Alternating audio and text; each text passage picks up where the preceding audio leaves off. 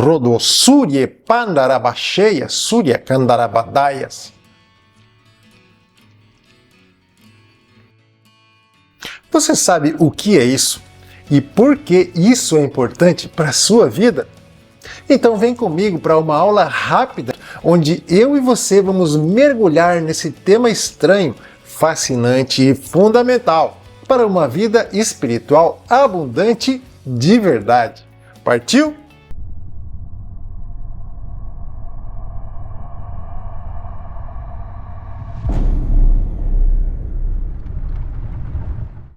Hoje vamos falar sobre oração em línguas estranhas. Primeiro eu quero dizer que na internet eu encontrei muita gente falando sobre essa prática de falar em línguas estranhas, dizendo que isso não existe, ou que não tem comprovação bíblica. Alguns também dizem que essa manifestação seria o ato de alguém movido pelo Espírito Santo falar em uma língua que não conhece, mas seria uma língua que já existe. E assim, alguém que entenderia essa língua poderia receber a mensagem. Outros ainda dizem que essa manifestação seria alguém falando a língua dos anjos. Ou seja, as opiniões são diversas. E a verdade é que cada um fala sobre isso de acordo com a sua interpretação. Eu não gosto de interpretar a Bíblia. Acredito que ela pode ser entendida sem ser interpretada. Então, vamos mergulhar nesse assunto buscando o entendimento, ok? Quem primeiro falou sobre o assunto de línguas estranhas foi o próprio Jesus, em Marcos capítulo 16, versículos 17 e 18. Estes sinais acompanharão aqueles que creem. Em meu nome expulsarão demônios, falarão novas línguas, pegarão em serpentes. E se beberem alguma coisa mortífera, não lhes fará mal. Se impuserem as mãos sobre enfermos, eles ficarão curados. O apóstolo Paulo também descreveu o fenômeno como um dom espiritual para os cristãos, em 1 Coríntios capítulo 12, versículos 8 a 10. Pelo Espírito, a um é dada a palavra de sabedoria, a outro a palavra de conhecimento, pelo mesmo Espírito, a outro fé, pelo mesmo Espírito, a outro dons de cura, pelo único Espírito, a outro poder para operar milagres, a outro profecia, a outro discernimento de espíritos, a outro variedade de línguas e ainda a outro interpretação de línguas. Como lemos nesse texto, o Espírito Santo é quem dá esse dom espiritual para alguns, pelo menos entre os cristãos. Ok, mas para que serve essa coisa de falar em línguas estranhas? Na verdade, existem dois propósitos para essa prática, e o primeiro deles é para que você possa falar com Deus em espírito. A Bíblia explica esse processo em 1 Coríntios capítulo 14, versículo 2. Pois quem fala em língua não fala aos homens, mas a Deus. De fato, ninguém o entende. Em espírito fala mistérios. Quando nós, cristãos, falamos em línguas estranhas, não entendemos o que estamos dizendo. Porém, Deus entende, até porque estamos falando com Ele. É isso que esse versículo está dizendo. De certa forma, quando oramos a Deus em línguas estranhas, isso é uma maneira de impedir que eu e você tentemos manipular ao nosso Pai pedindo aquilo que nós queremos. Assim, podemos orar por aquilo que nós precisamos, entendeu? Eu também quero que você entenda o porquê de eu trazer esse assunto das línguas estranhas aqui. É para um processo de edificação pessoal, ou seja, é para o seu crescimento espiritual pessoal.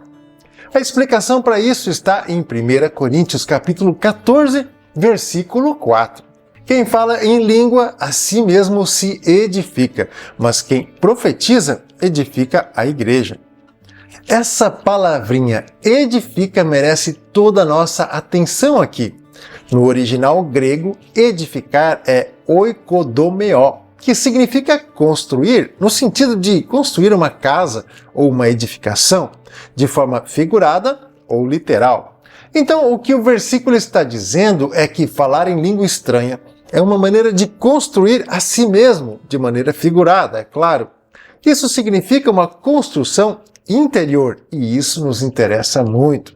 E a oração em línguas estranhas é uma ferramenta poderosa para que você tenha uma vida espiritual abundante. Fica a dica.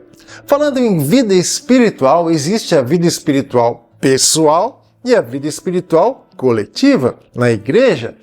E eu trago esse assunto para deixar claro que tem muita gente usando a oração em línguas estranhas de maneira errada por aí, viu? Em 1 Coríntios, capítulo 14, versículos 5 e 6, o apóstolo Paulo nos instrui a só falar em línguas em público quando houver alguém no ambiente que tiver o dom de interpretar o que estamos dizendo em línguas, ou a própria pessoa faça isso. Eu quero que vocês todos falem em línguas, mas muito mais que profetizem, pois quem profetiza é superior ao que fala em línguas, a não ser que as interprete para que a igreja receba edificação. E agora, irmãos, se eu for até aí falando em línguas, que proveito vocês terão se eu não falar por meio de revelação, de conhecimento, de profecia ou de doutrina? É fácil perceber que falar em línguas ou orar em línguas estranhas é mais para uso pessoal, para edificação própria, que não deveria ser usado em público, até porque a maioria das pessoas não vai entender nada do que você estiver dizendo. Concorda comigo? Por isso, Paulo falou de outro dom, de interpretação de línguas, onde alguém teria condições de interpretar o que está sendo dito nessa linguagem puramente espiritual, que não existe no planeta Terra. Tá, mas como começar a falar nessas línguas estranhas? Se você tem interesse em falar em línguas estranhas, saiba que é muito comum que as lideranças espirituais coloquem entraves para que as pessoas recebam esse dom e comecem a falar em línguas estranhas. Mas fica tranquilo, fica tranquila, porque eu vou te mostrar que isso não é verdade. Até porque Deus, nosso Pai Celestial, quer ter uma comunicação pessoal, Ele quer conversar abertamente com cada um de nós. Se você tem dúvidas quanto a isso, vamos voltar à Bíblia, porque ela tem todas as respostas. O texto está em Atos dos Apóstolos, capítulo 10, versículos 44 a 48, quando Pedro foi à casa de Cornélio e ensinou aos presentes sobre Jesus, a sua ressurreição e o perdão dos pecados aos que creem. Enquanto Pedro falava estas palavras, o Espírito Santo caiu sobre todos os que ouviam a mensagem. E os fiéis que eram da circuncisão, que tinham vindo com Pedro, admiraram-se, porque também sobre os gentios foi derramado o dom do Espírito Santo, pois eles os ouviam falando em línguas e engrandecendo a Deus. Então Pedro disse: será que alguém poderia recusar a água e impedir que sejam batizados estes que, assim como nós, receberam o Espírito Santo? E ordenou que fossem batizados em nome de Jesus Cristo. Então lhe pediram que permanecesse com eles por alguns dias. Percebeu o que aconteceu na casa de Cornélio? Primeiro, todos creram na mensagem do Evangelho de Jesus. Segundo, o Espírito Santo caiu sobre todos os que ouviam a mensagem e eles começaram a falar em línguas. Terceiro, Pedro determinou que todos fossem batizados. Aí eu pergunto para você, o que podemos entender diante desse texto? Que não é por costumes ou regras de homens que as coisas funcionam na área espiritual. É pelo que Deus quer fazer, dependendo da crença das pessoas, é claro. Se você ler todo o capítulo 10 de Atos dos Apóstolos, vai entender que Cornélio e sua família já tinham uma prática de vida que agradava a Deus antes de receber a visita de Pedro. E Deus usou a história deles, a família deles, para mostrar a Pedro e aos outros judeus que Jesus veio para toda a humanidade, não só para os judeus. Desde que a pessoa creia em Jesus, é claro. É crer para ver e não ver para crer, entendeu? O que podemos perceber também nessa história é que alguém já havia recebido esse dom e serviu como um canal, uma ferramenta de Deus para abençoar os outros e liberar sobre eles esse dom do Espírito Santo. Se você ainda não tem esse dom, eu super sugiro que procure imediatamente a liderança da sua igreja e manifeste o seu desejo. Você precisa muito dessa ferramenta espiritual. Ela é poderosa demais para melhorar a sua vida. E não importa a sua religião cristã, o Espírito Santo é o mesmo. O dom é o mesmo para todos, não importa se são católicos ou evangélicos. Se você é católico, católica, procure a liderança da renovação carismática mais perto de você e fale com eles sobre isso.